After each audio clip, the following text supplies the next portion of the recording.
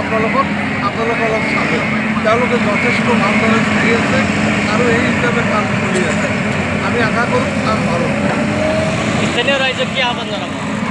স্থানীয় ৰাইজক মোৰ আহ্বান এটাই যে আপোনালোকৰ সম্পদ চৰকাৰে দিছে, এই সম্পদখিনি কেনেকৈ কৰি আপোনালোকে ৰক্ষণাবেক্ষণ দিয়ে, কেনেকৈ কৰি ভালদৰে কামটো হয়, তাৰ কাৰণে আপোনালোকে ৰাইজে ইয়াত সহায় সহযোগিতা কৰে। আপোনাৰ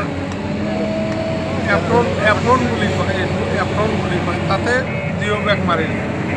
এতিয়া সেইটো মাৰাৰ পিছত মাজত 3 মিটাৰৰ এটা গেপ হ'ব আৰু সেই গেপত বস্তা কেছ ডাম্পিং হ'ব, তলে উপরে আপনার 24টা করে বস্তা মারিব আর নেট ফিট। তারপর আপনার উপরের স্লোপিং, এই স্লোপিংটো করার কারণে ইয়াতে এই মেশিনবিলাক আনিছে, জেচিপি এইবিলাক মেশিন আনিছে, এইবিলাক আনি এইটো সমান কৰি আছে। ইয়াৰ পিছতে কাম আৰম্ভ। স্যাৰ এই কামটো কেই বছৰ লাগিব কৰতে? নহয়, সময় নালাগে। আমাৰতো চাইছে আজি 1 মাহৰ পৰা 1 মাহ 10 দিন হ'ল কাম আৰম্ভ হৈছে। কামটো ইতিমধ্যে 2-2.5 কিলোমিটাৰ তলফালে হৈ গৈছে। কাম দিনে ৰাতি চলি আছে।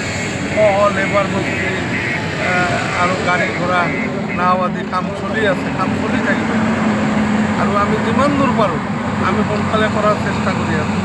যিমান দিন লাগক স্কিম গভৰ্ণমেণ্টে দিছে আৰু এইটো স্যার এই জলসার মানুষ এই সমস্যা আছিল এই গড়াখোয়ানির, এই সমস্যাখন পূরণ হয়ে আছে স্যার। 50 বছর সমস্যা পূরণ হয়ে আছে স্যার আপনার জামানাত। আমি ধন্যবাদ দিচ্ছি স্যার আপনাকে। হ'ব, এইটোতো আৰু মোৰ দায়িত্ব। ৰাইজক মই কৈছিলোঁ নিৰ্বাচনৰ আগত যে মই আগতো এবাৰ বিধায়ক আছিলোঁ, সেই সময়তো চেষ্টা কৰিছিলোঁ, মই পৰা নাই। এইবাৰ মই ইলেকশ্যনৰ আগতো কৈছোঁ যে মই বেলেগ কাম কৰিব পাৰোঁ নোৱাৰোঁ নাজানো, কিন্তু নদীৰ কামটো মই কৰিম।